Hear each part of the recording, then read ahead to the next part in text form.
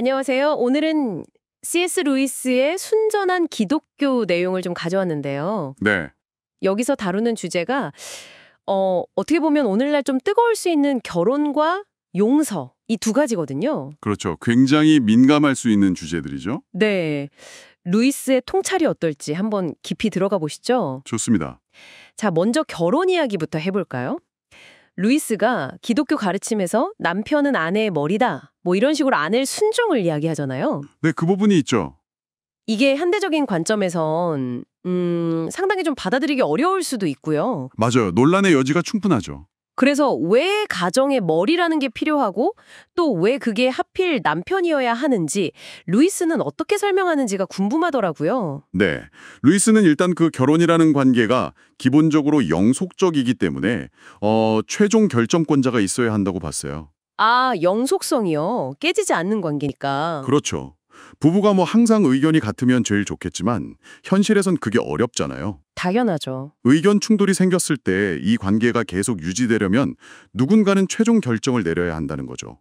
마치 국가의 뭐 헌법 같은 최종 권위가 필요하듯이요. 네네. 일리 있는 설명 같아요.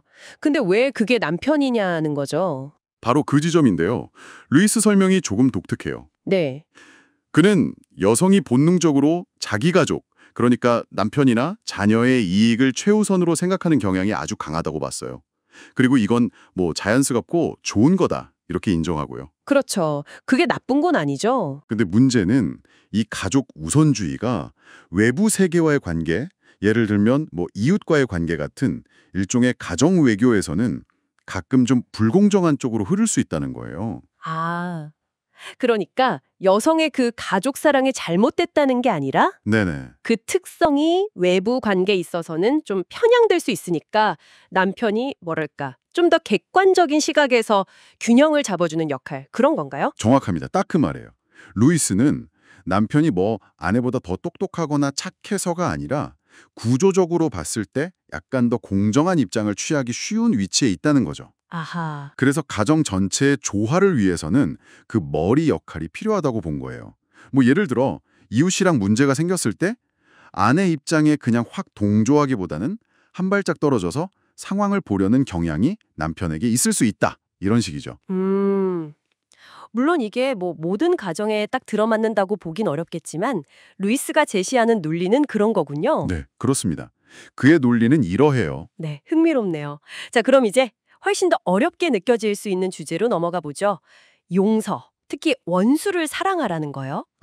네. 정말 어렵죠? 루이스 본인도 이거 진짜 어렵다고 솔직하게 인정하잖아요. 그 게스타포 용서하는 예를 들면서요. 맞아요. 그 어려움을 알면서도 그래도 실천할 수 있는 길을 두 가지 정도 제시하는데요. 오, 뭔가요? 첫째는 처음부터 막 게슈타포 용서 이런 거창한 목표 말고요. 그냥 일상에서 만나는 사람들 있잖아요. 뭐 배우자나 동료의 사소한 잘못들. 그런 것부터 용서하는 연습을 시작하라는 거예요. 아, 작은 것부터요. 근육 키우듯이. 네, 그렇죠. 작은 근육 단련하듯이. 그리고 둘째는 그 유명한 말, 내 이웃을 내 몸과 같이 사랑하라는 말의 진짜 의미를 제대로 파악하라는 조언이에요. 내 몸과 같이 사랑하라. 이게 우리가 흔히 생각하는 감정적인 좋아함이랑은 좀 다른 건가 보네요. 바로 그겁니다. 핵심은 여기서 사랑이 꼭 어떤 뭐랄까 매력을 느끼거나 좋아하는 감정을 뜻하는 게 아니라는 거예요. 아, 우리 자신을 한번 생각해 보세요.